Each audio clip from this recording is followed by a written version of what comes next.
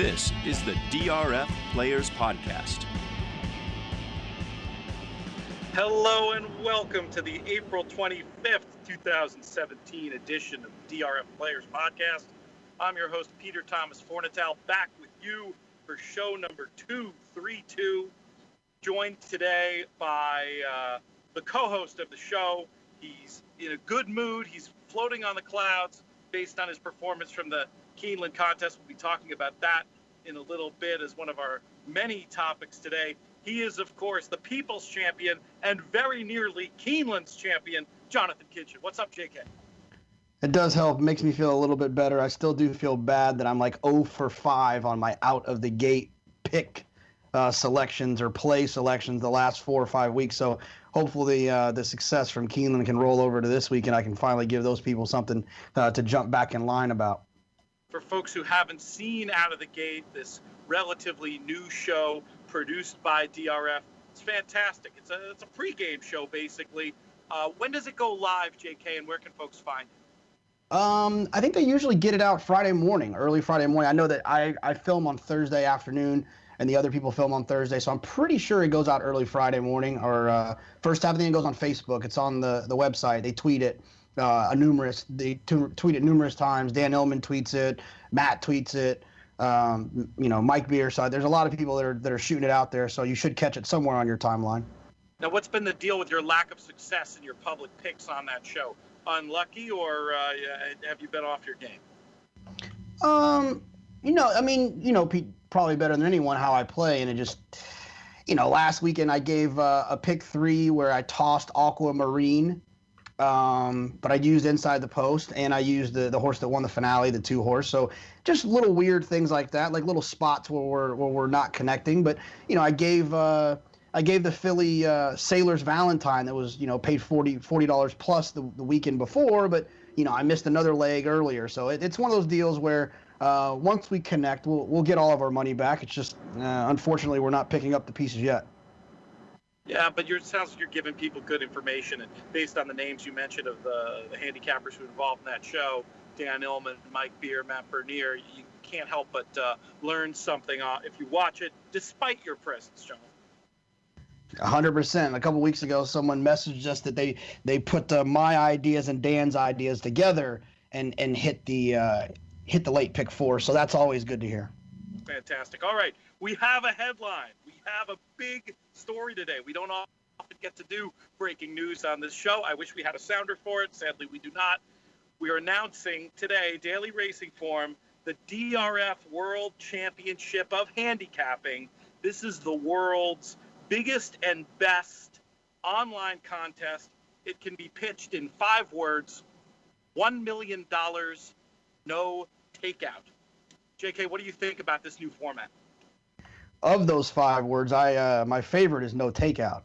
That's exciting, and I think most horse players, if you ask them what their complaints are, in fact, Scott Calder asked us on Friday at Coolmore as we were leaving, what do we think needs to change to improve our game, and we all kind of looked at each other and one way or another said that the takeout is kind of an issue. So when we can have an opportunity where the takeout isn't present, it's definitely something that horse players should be happy about.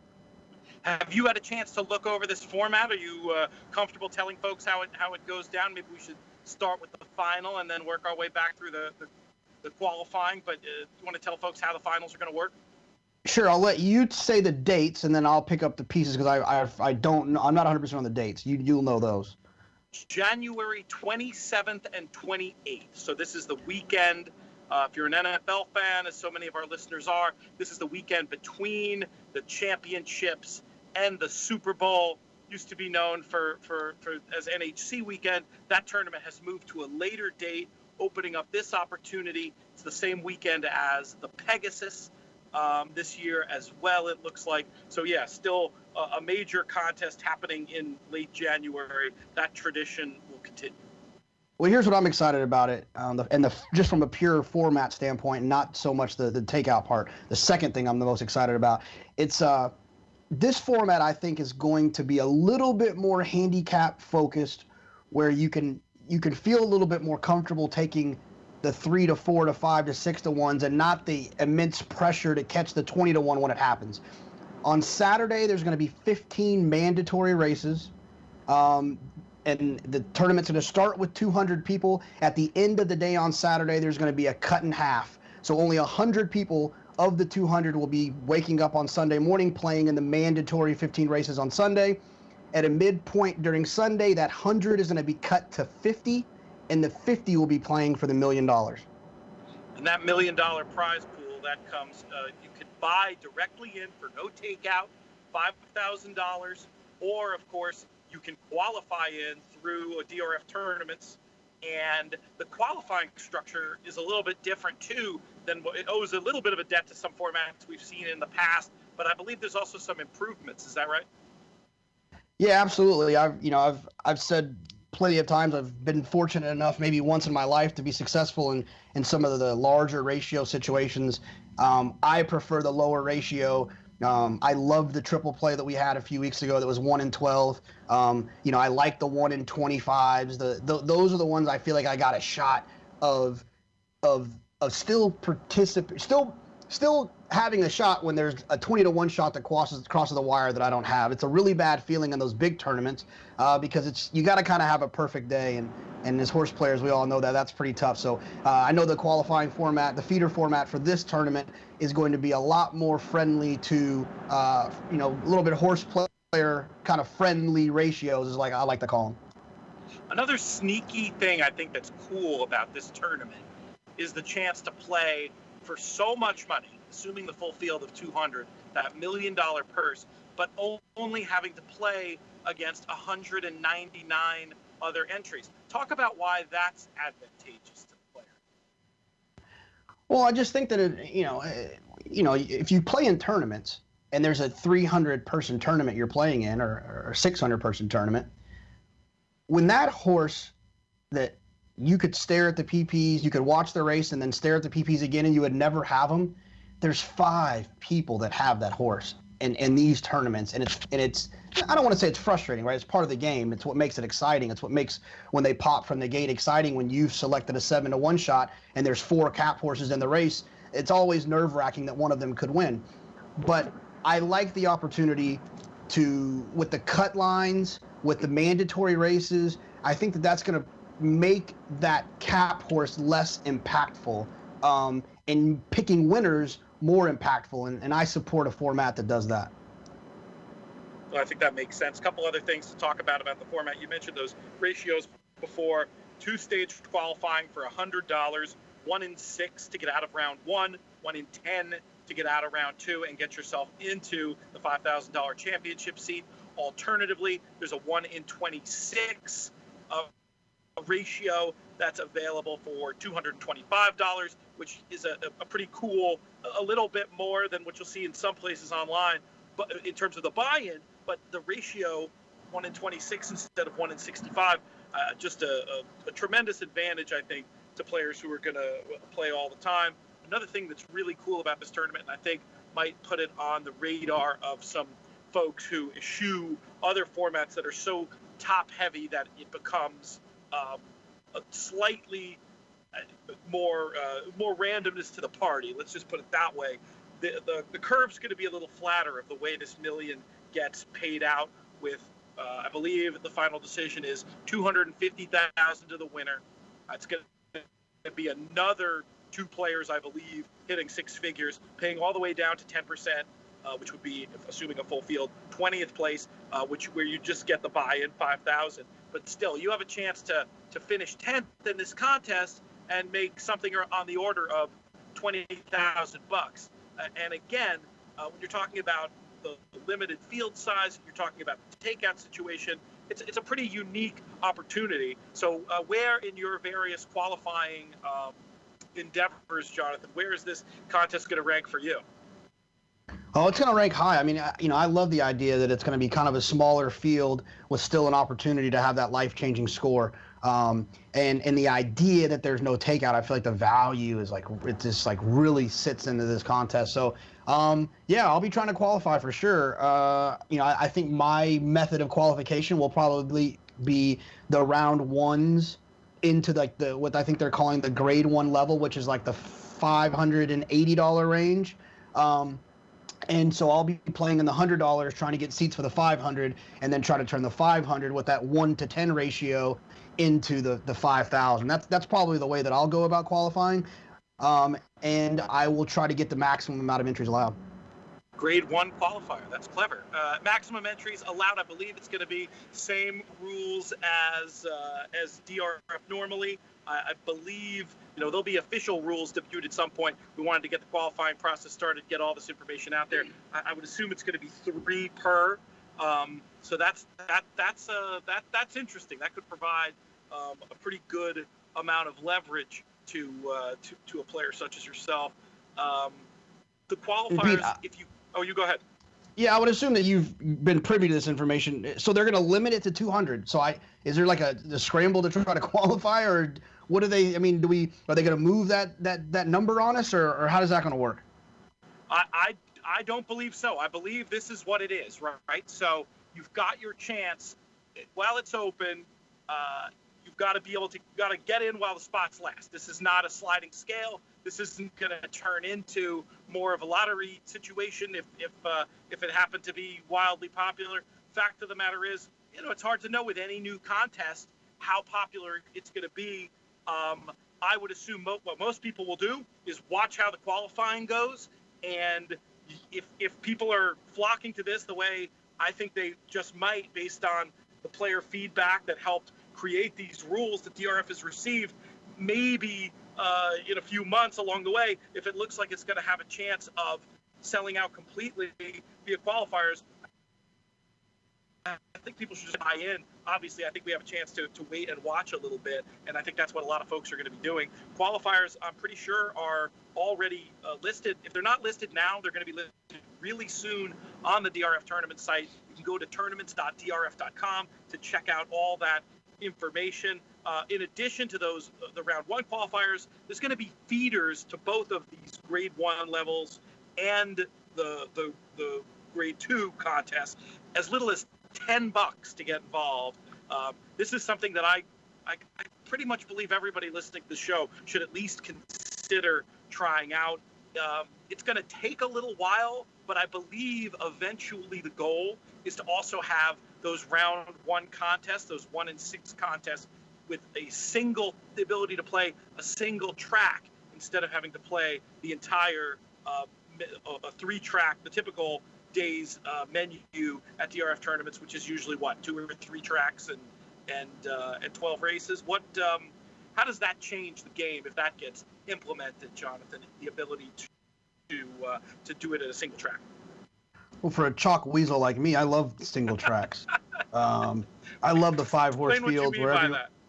Yeah, I love the 5-horse field in the first race at Santa Anita that doesn't typically get involved in kind of the mixed featured version, the featured race versions of these tournaments. I like the little 5-horse field at Santa Anita where I can take the 2-to-1 shot while everyone else is reaching for the 8-to-1 shot that couldn't win if they let them jump in at the quarter pole. 2-to-1, you're being kind on yourself. You're taking the 3-to-5 in that spot. I'll take the 1-to-9 in that spot. How about that? Well, I mean, it is, and we should explain to people listening who think we're, at least Jonathan's insane for playing prices like that. There is a point in a contest, especially if you're doing a single track contest that's only 8 races. Points are points. And if you can get points, especially points that a lot of other people aren't going to touch with a 10-foot pole, that can become huge, as we saw in the Keeneland contest over the weekend, which we'll be getting to in a bit. You can have a big money contest, and in the end, it all comes down to $100. The equivalent of that in a $2 win place is it coming down to 10 cents. So if you can get your 280, or it wouldn't be 280, your 340 from a Kinchin special in an early race at Santa Anita, that money can have an outsized result. Can end you up with a $5,000 entry in the $1 million no takeout DRF World Championships. It's going to be interesting to follow along with this qualifying, and there's going to be plenty of editorial content about the contest on the DRF site. I'll be providing much of it, following along with all the qualifications, getting to know the players as they get involved. Who knows, I might even be writing about this guy, JK, pretty soon. Any final thoughts about those World Championships before we segue on to everything that went down this weekend at America's racetrack heat? I mean, look, I'm excited about. I love the opportunity to go to Las Vegas. I'll never say that I don't love that opportunity. It's always so much fun. I love the opportunity to go to Del Mar or Santa Anita or Keeneland for the Breeders' Cup Betting Challenge.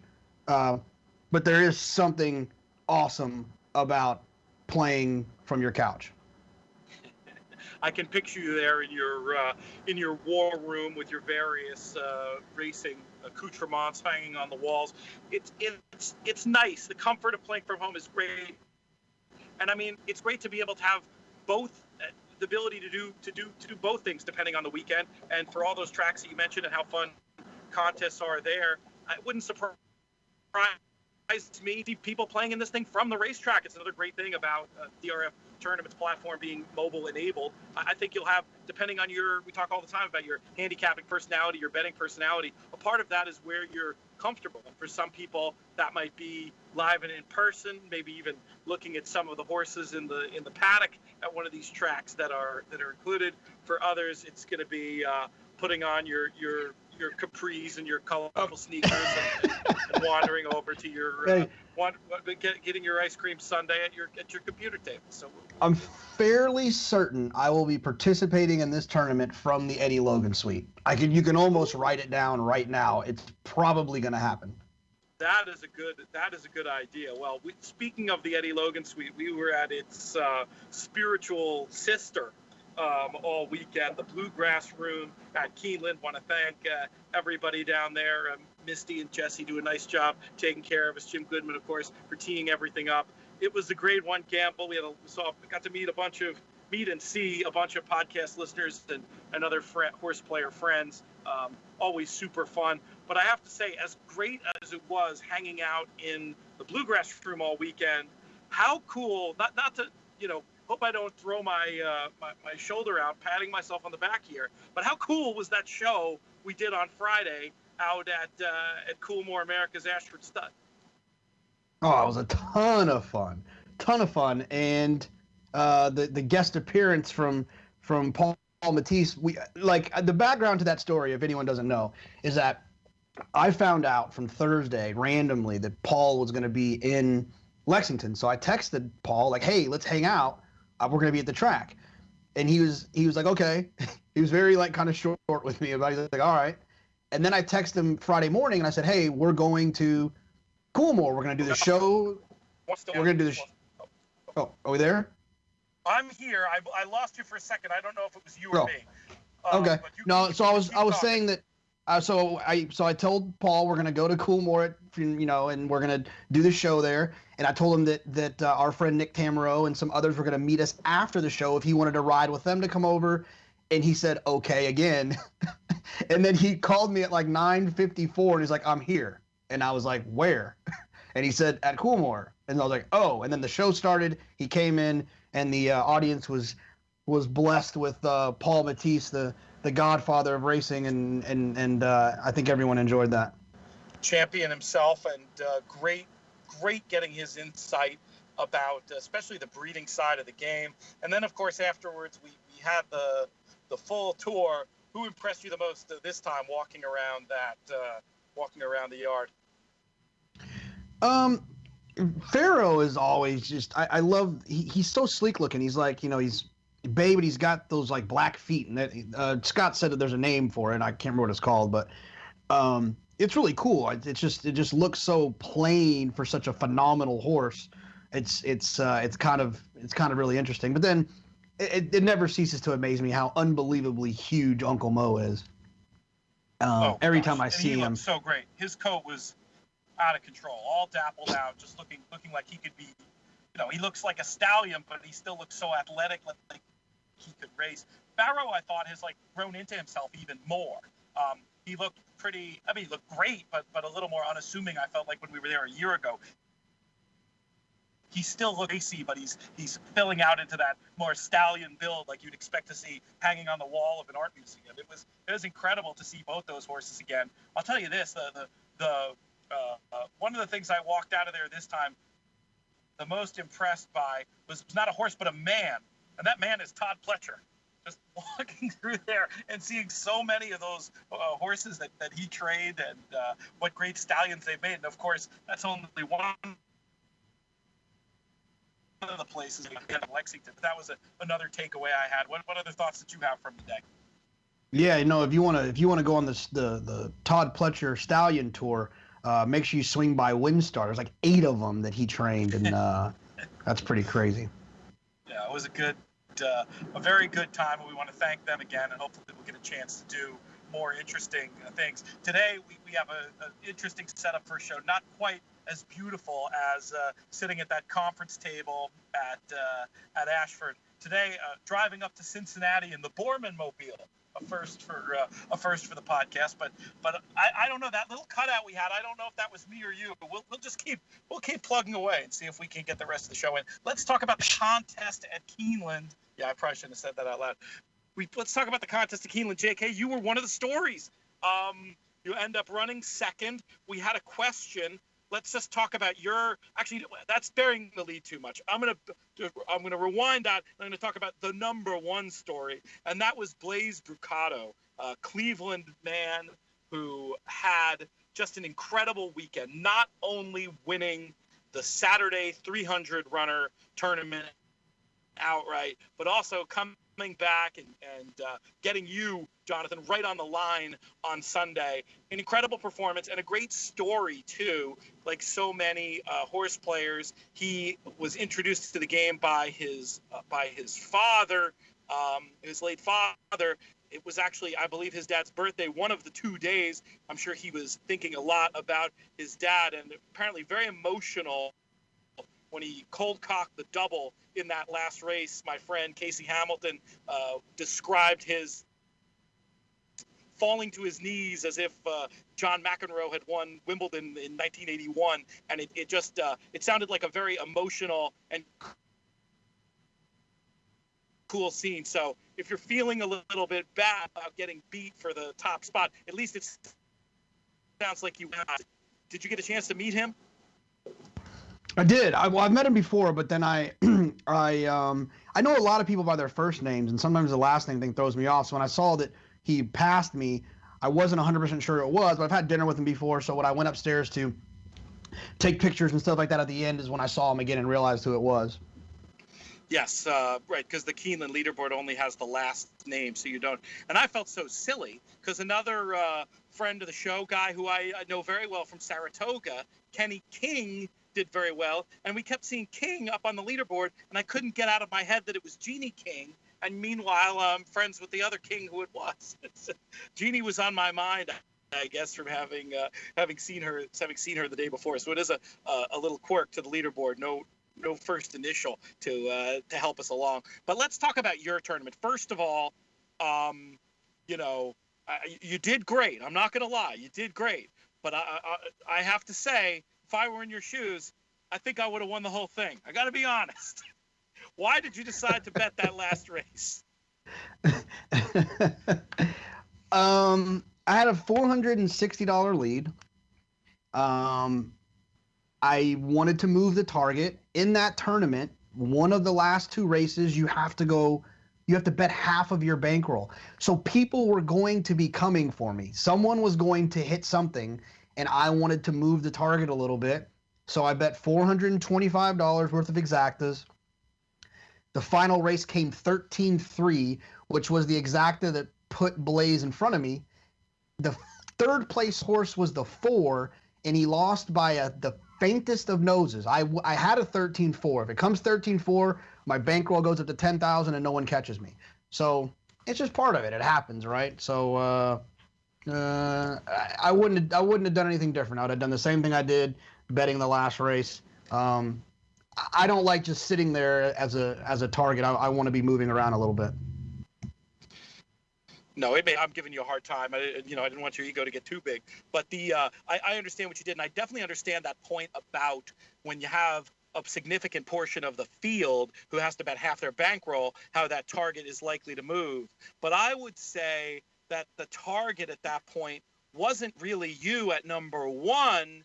It was our friend Mike Maloney at number 7. And the reason I say that is because that prize pool, we were talking before when we were talking about the DRF World Championships about how in so many contests the prize structure is top heavy. Keeneland is not one of those. In Keeneland's contest, the value between first and seventh, it's only, what was it, $15,000 difference? The price is exactly the same, except for about $15,000, maybe even less than that. Does that sound right?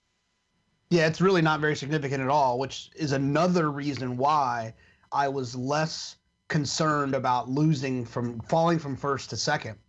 I was still going to get an NHC and a BCBC.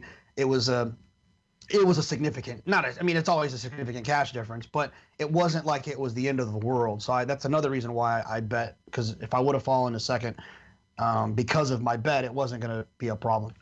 But let's put ourselves, this is a fun exercise to do in contest play, and it really has come in very handy back when I was researching the winning contest player and before I was working at DRF and was playing in contests rather frequently, something I do all the time. You walk in the shoes of the other players. You like even pick a spot on the leaderboard and say, well, what would I do from here?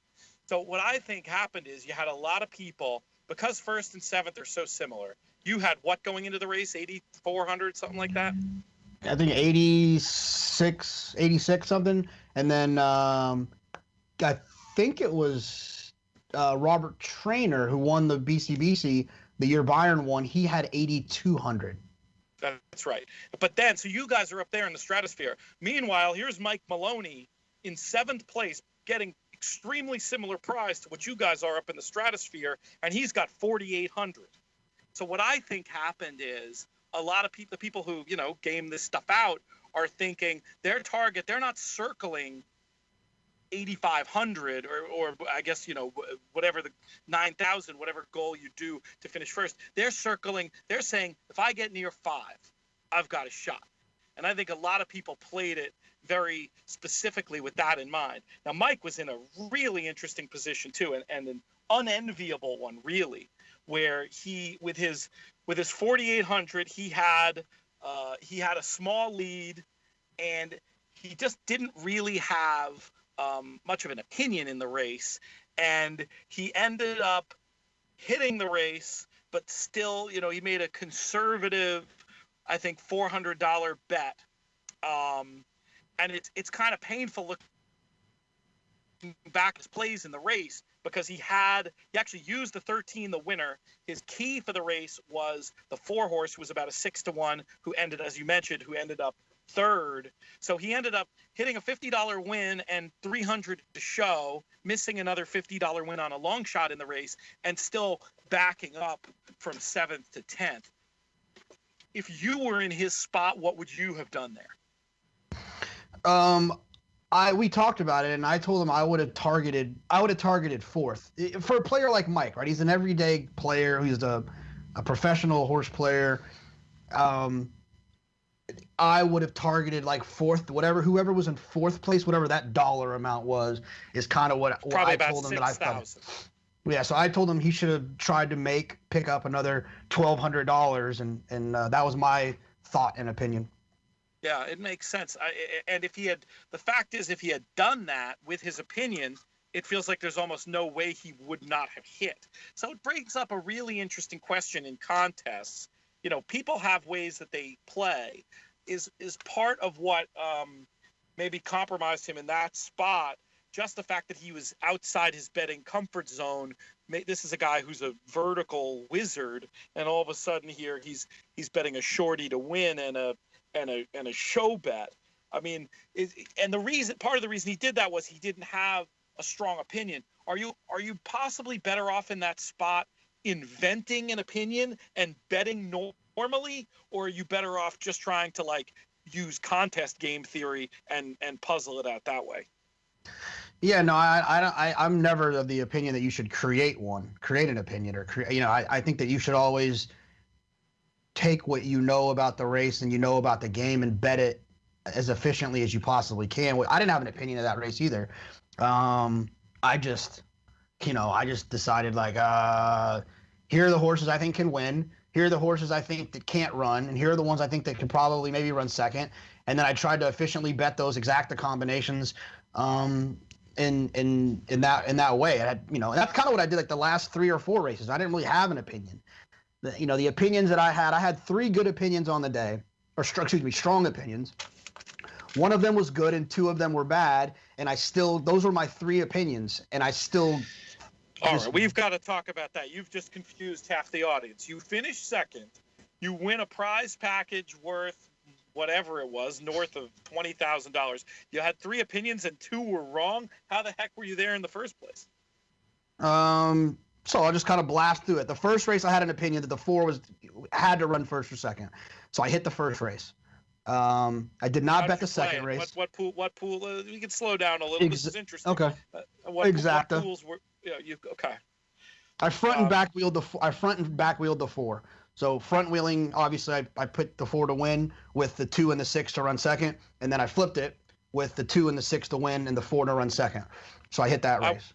That's called a key, not a wheel, or am I missing something? Oh, I don't know. It's not back wheeling it? Back wheel would be all. Really? And as you were saying, yeah, a wheel means all. No. Yes. Yes, right? A wheel is all? Yes, I just got confirmation from my expert here in the car. Yeah, you're talking about a key. But anyway, okay. We can argue about this off air, and we'll settle the debate on Friday's show. Okay. But anyway, okay. So you and then, like a fairly tight ticket, yeah. and you hit the exact in the first. Didn't bet the second. And the third, I don't remember exactly how much. I think I bet 500 to win on the 1. Grateful, the Todd Pletcher horse, on each entry. So I bet 1,000 total on the 1, and he lost. He ran second. So that I was just remembered the term, by the way. But the term we were looking for was part wheel. Part wheel. There we go. See. So there we go. Yeah, exactly. And then in the 4th, I liked the 3, and so I keyed the 3 in trifecta. So I played 3 with like 1, 2, 3, 4. I mean 1, 2, 4, 5, 7 with 1, 2, 4, 5, 7, and then I did 1, 2, 4, 5, 7 with 3 with 1, 2, 4, 5, 7, 1, 2, 4, 5, 7 with 1, 2, 4, 5, 7 with 3. So I instead of betting him to show, like some people might have done to get a mandatory out of the way, I just spent a mandatory betting the trifecta with him in the 3. Excuse me, it's probably her in every spot. So I hit the try for $7 in that race, and the try paid the $2 try paid $4.03. So I had that for $7. I have another question for you. $7 seems like an odd increment. Were you betting every combination for $7 there? Yeah, I did. I did every combination for $7. Whatever the minimum was. The minimums, I think, were what, $400? Yes. I don't worry about the minimums because I meet them because I just fired. So I really don't even think about it. So you've never been DQ'd in your life for missing a minimum. That's what you're telling me. No. So I just took the dollar amount that I needed to bet and I divided it by the combinations, which I think was 60 combinations, and it came out to be like 7 or whatever it was. So that's how I came to the $7 number. Gotcha. Makes sense. In the 5th, I thought the Todd Pletcher horse, Earst IRST, the 4 horse, was going to win. I bet $600 on each entry on him. Great trip that horse had, by the way. Yeah, and he didn't run. So that was my 3rd good opinion. Oh, actually, I had 4 opinions and only 1 was good. That's amazing. And then in the 6th, I thought that I just did some exactas. I thought the 1 victory to victory, the 7, the 8, and the 12, I think it was, were the only horses that could win. And so I just went all in on just some big exacta combinations using all of those horses, and then hit one of them. How did you wait? Was that like the other race where you just figured out how much you were going to bet and divided and played those exacta combinations, or was there something more sophisticated going on there? Yeah, no, I played the chalkier combinations heavier, and the less chalky combinations less heavy. Very logical. So then I got up to like $5,000 at that point, and then in the 7th, my 4th opinion of the day was stage play, and I bet like $1,000 on her, on each. About $1,200 on her. She was off the board. And then let me back up and ask you something. It seems like these races you're describing how you had opinions, you're betting less. Like, why are you going all in that race where you didn't necessarily have as strong an opinion? When I say an opinion, it's more of a direct opinion, right? Like a direct hit. Like stage play Gotcha. 7-2, and so I bet $1,200 on things that were like, exactas and her winning that were going to come back at a 20% like a 20-time return. Where in the situation where I went all in the race where I didn't really have an opinion, I didn't have a strong opinion, but I did have an opinion that only these 4 horses could win and only these 5 horses could run second.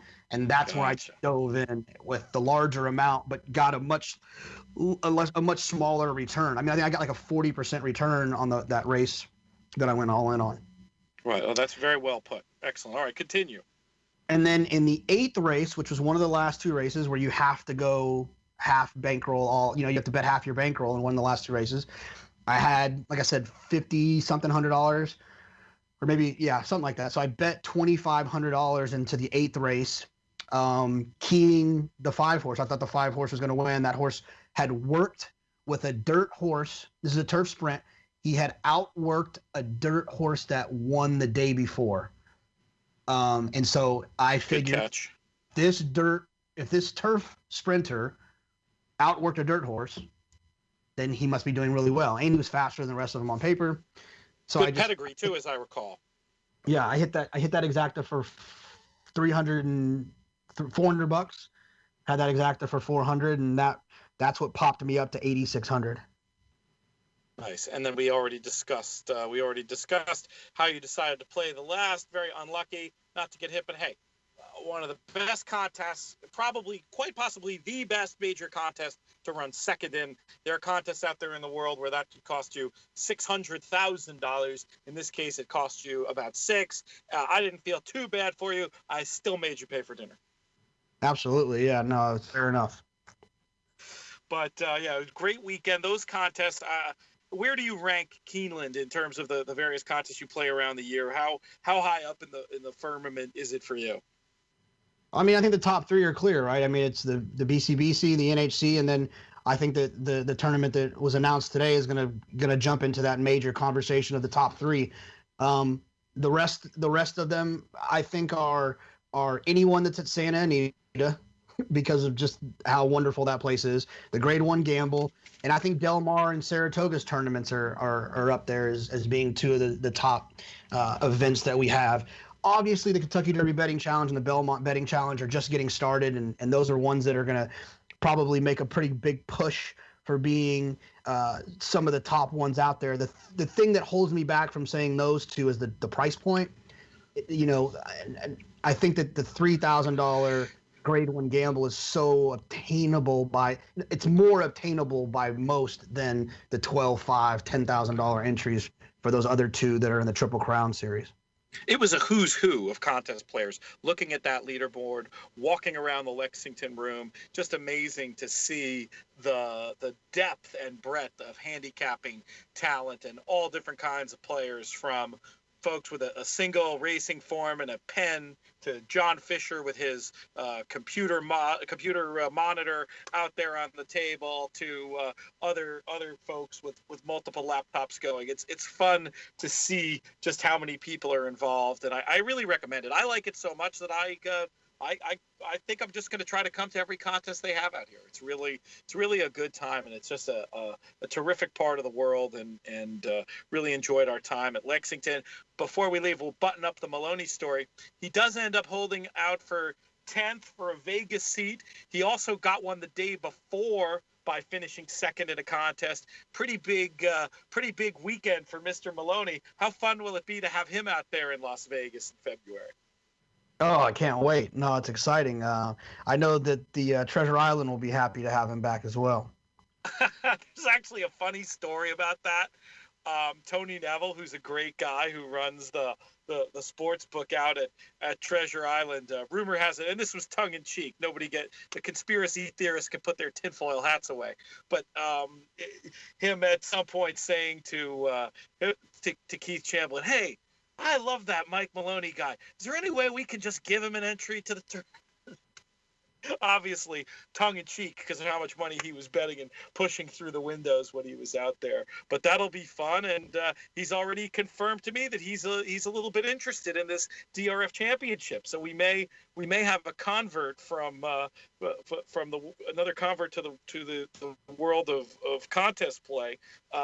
It is amazing to watch him on Saturday, and I think you were with him, so I want you to describe watching him watch the last race on Saturday, which he crushed. This is a man who can have, I've seen him have a six-figure score on the line and look as, blasé as if he was having a donut and a cup of coffee in the morning. How did he look when the contest was on the line on Saturday? I've been fortunate enough to see him in those situations as well, and he was emotionally impacted by what was happening. He had this look on his face and this kind of look in his eye of like that nasty competitor that I think we all kind of have deep inside of us that's attracted us to this game. It was clearly coming out, and it was pretty impressive. Our mutual friend Tom Lute was trying to poke fun at him because that's what Lute will do to you, and he was unaffected. He was so he was so excited about his accomplishment that day. That's great. Yeah, it's amazing, and you see this in contests. Sure, there are people who play, and for them, it's purely financial enterprise. You'll see some of them on Twitter, perhaps complaining more than is healthy for them about various contest formats. But the fact of the matter is, for most people who play, there's also an emotional value in addition to the financial value that really makes that world special. So that it was cool to see, and that's going to be a lot of fun. We've got about 20 minutes left on the show. We got a bunch of things to talk about. We had some questions. Let's get to one of those, actually. This one's from Andrew, and this one has you written all over it, Jonathan. He asks, what should I do my first time going to the Derby? Where to hang, where to party, and any complications that come with the day? Ooh, wow! This is this question's gonna get me excited. I'm gonna have a good rest of the day because like the Derby's like 10 days away, and like this is gonna get me going. All right. Let me tell you a little story. The first time me and Robert ever went to the Derby. By the way, we can spend the whole 20 minutes on this if you want. It's such a good question, so take your time. Okay. So the first time we ever go to the Derby. We're in college. We're not just out of college. We're just kind of starting our careers, and we don't have a lot of money, so we're trying to figure out where are we going to stay. It's just us two. I don't care. There's no women involved. So you don't have to like have nice accommodations. Like we'll just find the worst place we can that makes the most sense. Well, Derby weekend, everything is a 3-night minimum, and the Best Western 40 minutes away is like $299 a night. And so I'm like, I don't want to do that. So Robert and I, wise guy, find a $199 per week, like one of those weekly things. And I call and I'm like, hey, if we come on Thursday and leave on Sunday, like there's no problems, right? They're like, no, you just check out early, whatever. So we do that. So we're like, we did it. We just solved the whole problem. We're going to stay at this place for $199. And we stayed there, and I cried myself to sleep one night. I was so scared. Someone was knocking on our door. Some randoms were knocking on our door. Someone called our room and asked if we could come help them jump their car. I mean, it was a scary, scary situation. Then we obviously didn't learn our lesson. Year 2, we get on Craigslist and look for someone renting a room. Oh, because the first year was so dodgy, you figure, I'll solve the problem by going on Craigslist. So no problems ever happen there. No. So we rent this college girls' studio apartment in like one of those college apartment complexes where all students live there. And how did you even get on campus? I assume the two of you would be shot on sight. Yeah, exactly. And she had a I don't know the size of beds, but not the whatever's under queen, the one under that. And we had to share a double. Yeah, we had two grown men try to share a double. It was awful. Awful. How's Robert's cuddling ability? I need to know that before we went feet to feet or whatever however you flip it. So anyways, so that's my derby. So here's the real derby advice. Depending on your betting personality and your budget, I personally could not do the infield because I need to be able to like watch the races and wager and like not be in like a party, S show situation. I want to be able to kind of move around. I don't need to be in Millionaire's Row, but so I've never done the infield, and I don't think I could because usually we walk on the other side. We walk through the infield when we first get there, and I couldn't spend a whole day there. I've found the best ticket as a horse player if you're going with guys. With girls, it's a little bit harder because the heels and the hat can be kind of a problem. But if you can get your hands on a third floor walk-around ticket, and what it is you don't have a seat, but you can just roam around the third floor. You can walk out onto like into like the stands and stand in between the boxes. No one's ever asked us to move during the Derby, during the Oaks, during the undercard. No one's ever said you can't stand there. And you watch the race from the third floor, literally next to a box that costs $6,000, and you can watch the race from the 8th pole, the 16th pole, and even the wire. The third floor walkarounds are like. I would just jump on websites and try to find them. They're like $500 or something like that. But that was what we started doing. I've been 9. This will be my 9th Derby in a row, and 6 of the years that's what we did. The other option, if you go with a big enough group and you can afford it, is to jump. And this isn't going to help you now, but when they go for sale in November, jump on there and buy some, because you can, it makes sense. Even if you decide to not go, you can make more money on them if you got rid of them, if you sold them after the fact. So I would do the third floor walkarounds if all possible. There's anything in the stretch I think is fine. And here's the thing is, now that they have that big screen, there's really not a bad seat. Before they had the big screen, it could be kind of annoying because you couldn't really see what was going on, but now that's not a problem. What's the room when you jump on in November? What's the ticket you're looking for exactly? Well, one of my favorite situations, and we didn't do it this year, but there's and I don't remember the name of it. I'm going to butcher it. If you've watched the NBC broadcast, the jocks for the Derby, they come out of the room and they walk through these tables. I'm sure they walk through the crowd. 3 years we got a table there. There's a table for 6. It's like $6,000 for both days, Derby and Oaks, and it comes with free food, and you have like an actual table where you can sit down. It does not look to the track. It looks to the paddock. You have your own betting windows that are really easy to get to, and it's really convenient. Little known fact, that used to come with food and beverage, but after you were there like 3 or 4 years, they realized they weren't making any money because of all the booze being consumed, so they took that off. They call that the Kinchin rule. My goal in life is to make people change rules because of how awesome we do things. Yeah, no, like they did the first year, it was open bar and we attacked it. I was just making that up, but that actually happened. Yeah, well, the first year they really did have it. It was free drinks that we were there. The first year they had those tables open, and now it's not free anymore. But so that works pretty good if you can get those tickets. I know it's $1,000 for 2 days, but the food's included. The betting lines are never a problem, and you walk out to I always get this mixed up, but you're not on the front side. I guess you kind of walk out to the track, it's a really quick walk to the track. We had a thing where when it was 6 minutes to post, we headed to our spot to watch the race. Not for Derby, of course, but for all the other ones. I'm gonna have to do that. And here's my dream in life is to get to go to the Kentucky Derby with my mom and with Perrin. Perrin has shown incredible patience with racetracks. She was good all day, more or less at the Arkansas Derby. I think there was one meltdown, and I'm not even joking. She had a meltdown at the Arkansas Derby because her horse didn't win. some sort, to talk about genetics. But anyway, it's funny. We actually had a grown man friend who had a similar meltdown in the green room when his horse didn't win. Which one? Oh, no names. I love it. But anyway, so I think, and my mom has always wanted to go. I've told the story before, I think, in a tale from the track on here about how my grandfather was a brand manager for Seagram's.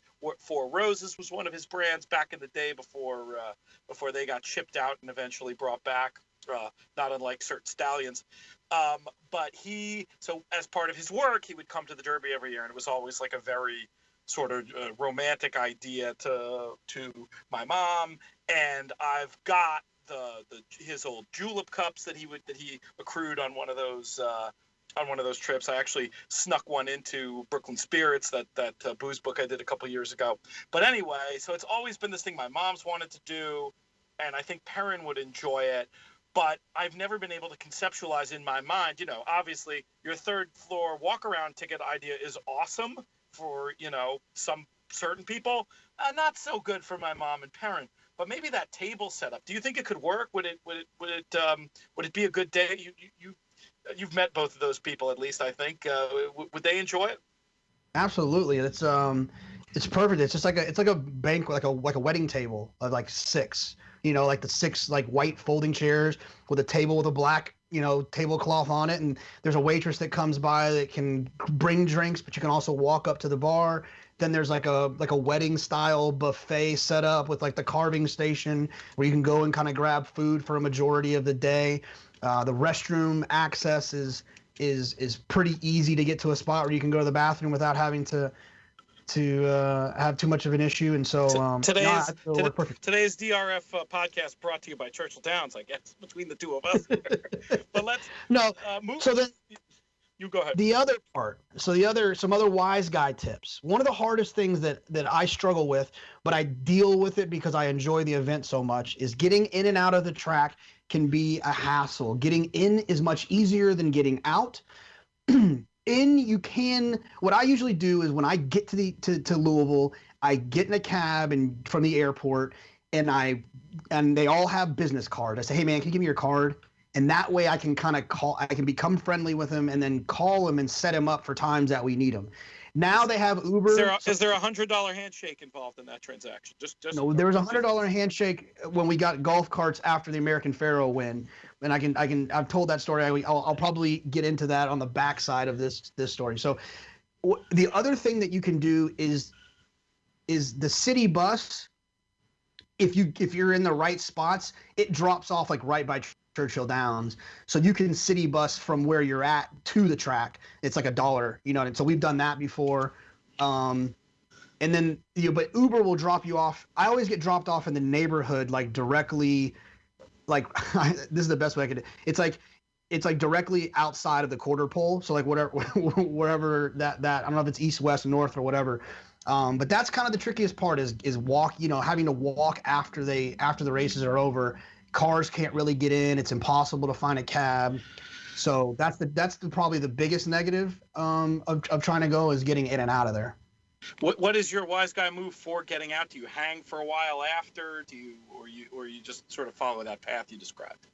Well, I've been 8 times. I've only had one winning time. So 7 times I've stayed for the 12th and the 13th to try to get out. The 8th time when I actually won, I stayed for the 12th and the 13th to try to make some more money.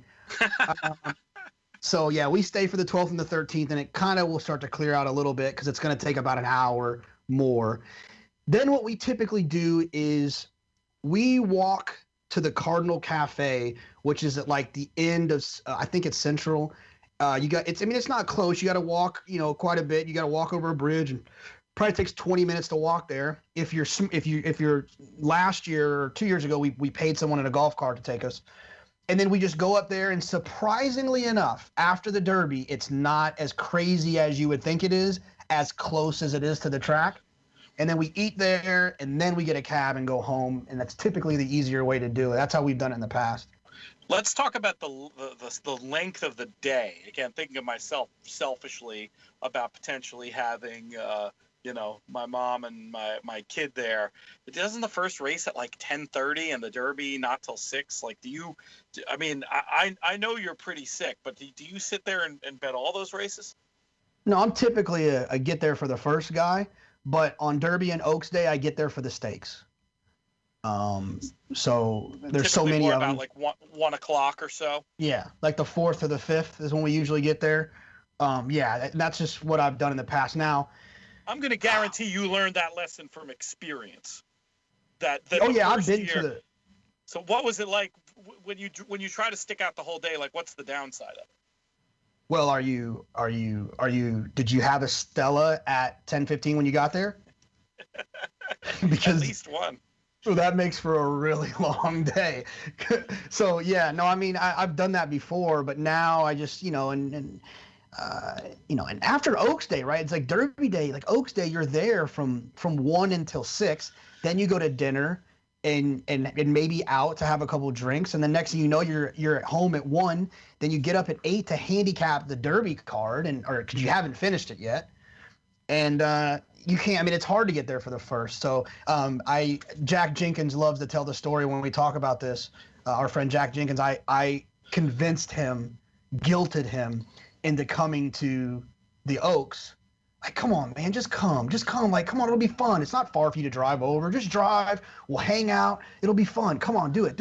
So he's like, all right, he comes. And he got there for the first, and I didn't show up till like the 6th, and he just wore me out all day about it.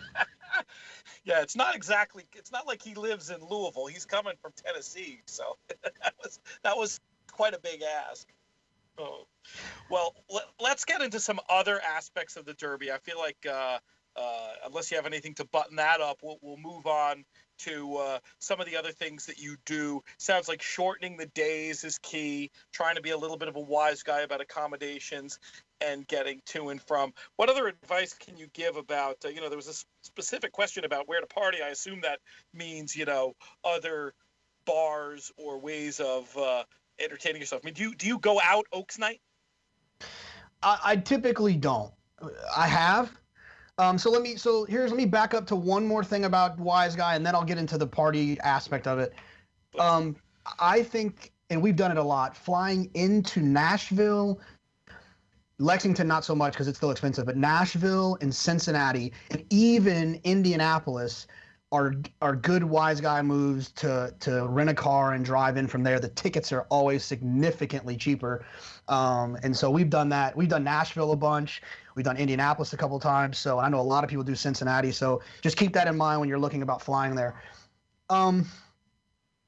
So Thursday night, they have this thing called Taste of Derby, which the tickets are, I don't know how much they are. They were cheaper, but I think it's become pretty popular. And it's a pretty cool situation for you to go and have some good food and some kind of cool drinks. And there's like chefs that come in from all over the place it's kind of a racetrack fun situation where you'll see there's Suge McGay here, there's Todd Pletcher or whatever. And so you can kind of, rub elbows with those guys. So that's kind of fun.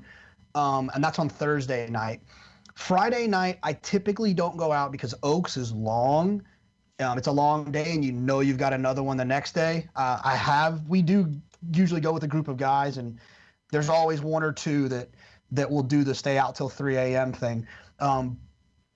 Where I don't like to go to 4th Street Live because to me it is a more like, I think it's a lot of locals that like young locals, like the 21, 22, 18-year-olds that are like, oh, it's going to be crazy, and they go out there, and it's kind of like it's just, I'm not a fan of it. It's real commercial, and like all the bars there, like they got people standing outside telling you the drink specials. That doesn't feel. I don't like going to 4th Street Live. What I do like to do is go to like Bardstown Road. I think that's what they call it. Or there's where like all the kind of like the pubs and the old like taverns and there's like an Irish pub we always go to. I can't remember the name of it. I'm going blank on it, but we like to go hang out there. It's a little bit. Molly's. There is a Molly's, but there's something, I can't remember the name. Anyways, we like to go kind of hang out there, and then just kind of keep your ear to the streets about where people are going to be kind of hanging out and going and things like that. But That's usually where we'll hang out and grab drinks and stuff. And food-wise, what do you do? Like, how do you sustain yourself? I mean, obviously, if you're doing the fancy way we described, but when you're doing that walk around, I mean, is it possible to get fed decently if you're out there in the third floor walk around, or do you try to, eat lunch, get there for the steaks, and then get out of there and eat that way? What are the wise guy tips as far as food and beverage go? I typically drink my calories, but yeah, that third floor, yeah. The third floor walk around allows you to go to like a food court kind of situation where there's like, you can get a slice of pizza or like the chicken strip French fry baskets situation or we all know what you mean. Yeah. Yeah. Okay. So like one of those deals. Then, and then depending on where you're sitting, a lot of those accommodations have food in them. I mean, almost any room that you kind of sit in for Derby will have like some food accommodations. You don't obviously have food if you're like in a bleacher or a box or like one of the box seating deals. So, I mean, you'll figure it out. I mean, you'll just kind of and then there's like carnival fare type of food on like the first floor. You can grab a corn dog or a turkey leg or whatever. So, that sounds like it might be a good option. Sometimes racetracks that a lot of the food is, as you were describing in that food court, you can still find some gems, those carving stations at Santa Anita, obviously Saratoga, you can, the whole Shake Shack area, you're getting, it ain't fancy, but it's good eats. So it's good to know have you had the turkey leg? How's that? Oh, no. I've never had it. I've just seen people attacking it. No, there's plenty of options of stuff to eat. So I wouldn't plan your day. I just want to know what's good. Oh, I don't know. What's good is hitting a pick 3. So just worry about that and eat later. I love it. All right. That's all the time we have. There's some people listening to the show saying, how did these guys do a show about to do a podcast about racing 10 days for the Derby and not talk at all about the horses for the Derby? Well, those people clearly didn't hear last Tuesday's show when that's all we did when we did our Derby draft. Obviously, the next few shows will have a lot more looking forward, but with that big contest breaking news and that great question about the experience of the Derby today, thought it was better to focus on that. I want to thank the folks who asked questions, especially Andrew for that good one. I want to thank Jonathan Kinchin for taking a break from the afterglow of his big success to come on here and host today. Most of all, I want to thank all of you for listening. Craig for pushing all the right buttons. We appreciate it very much. We'll be back on Friday. I'm Peter Thomas Fornatal. May you win all your photos.